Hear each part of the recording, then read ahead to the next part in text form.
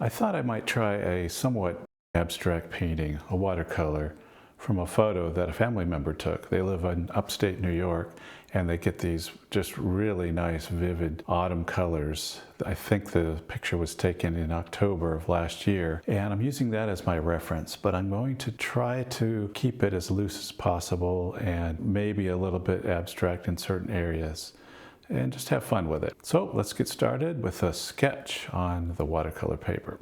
Now I adjusted the color in contrast of this in the editing process just so you can see the pencil lines. They're pretty light. Now I'm using a 300-pound Arches cold press watercolor paper, and it's quarter sheet, so that's 11 by 15 inches. I'm simply putting the major shapes in.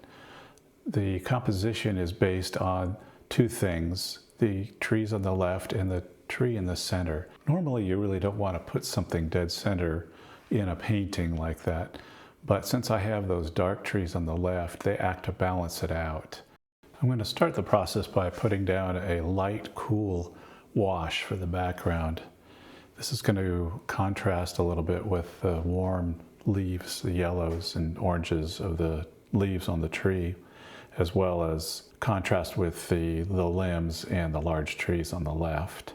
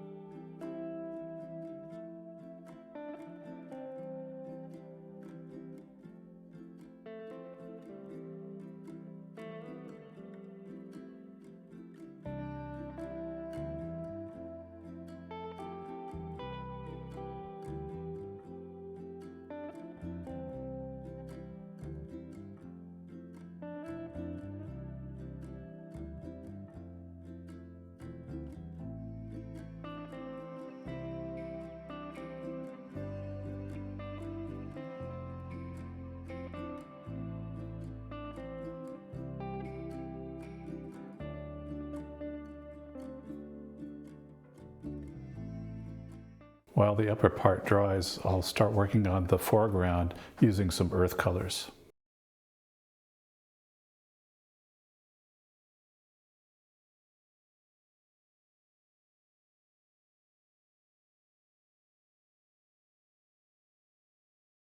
As you can see, I'm using clips to keep the paper on my plexiglass plate. The clips do protrude into the painting a bit, so the actual painting area or viewing area after the painting's done is somewhat inside these clips. I drew in a border line so you can kind of see where the actual painting will end up being.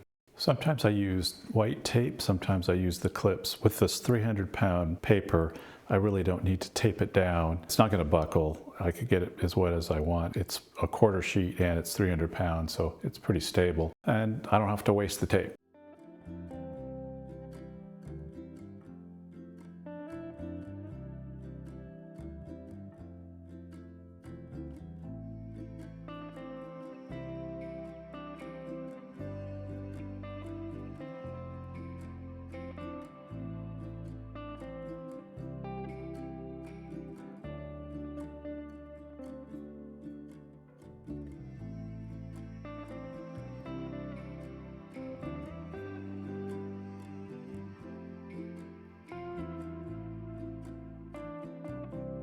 Now the fun begins with the tree leaves. The masses of yellows and oranges. I will also bring in some burnt sienna, yellow ochre, titanium white, and Naples yellow in a little bit later. These are more opaque paints and will help fill out some of the areas that I'm putting in now.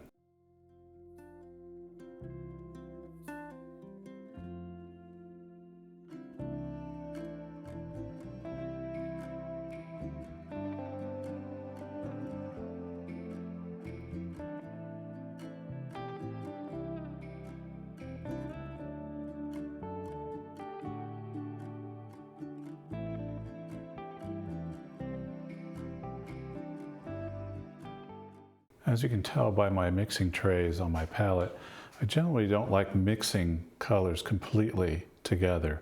I like them to mingle together on the tray, and then I can take my brush and swipe through and get 2, maybe 3 colors on the brush at once, and then let those mingle or vary on the paper as I paint them.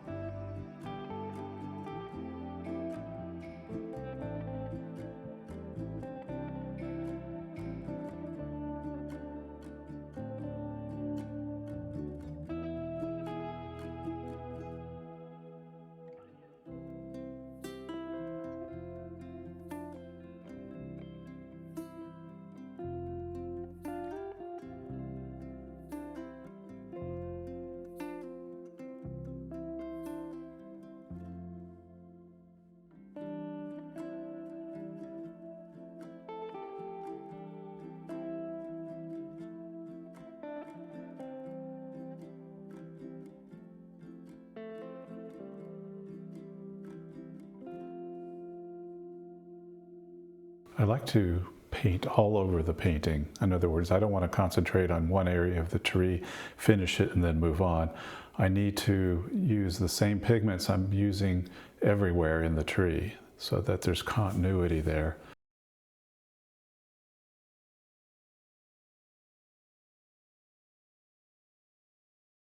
I purposely use warm and cool greens and yellows to add more interest to the painting. This creates a nice contrast as well as add variety of colors and shades.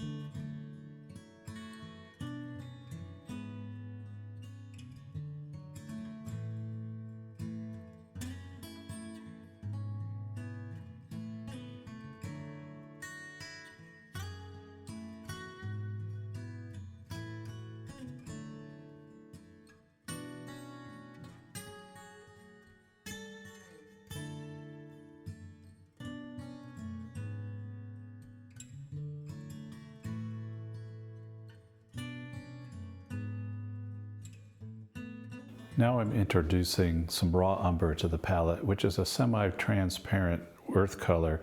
It's darker than the other colors I've been using, and that'll work well as shadows, dark areas, as well as some texture on the right-hand side that might be rocks or twigs.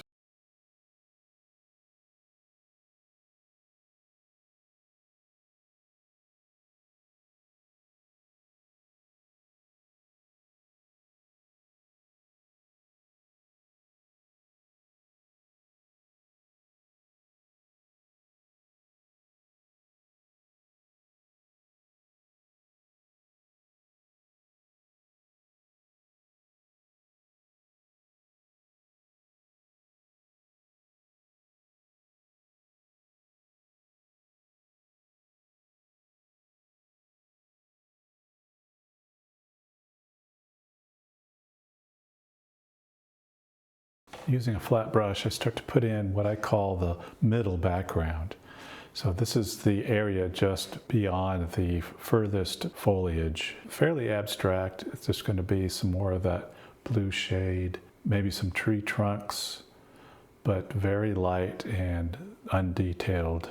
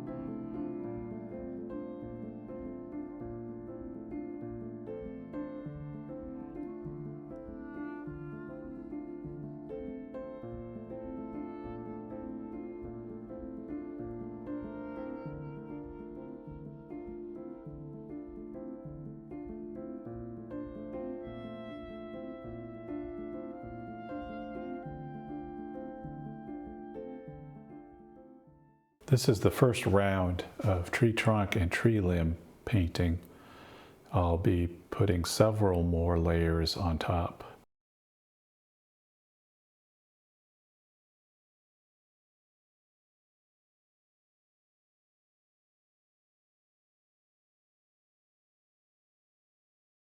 Again, here I'm being mindful to shift the hue between warm and cool.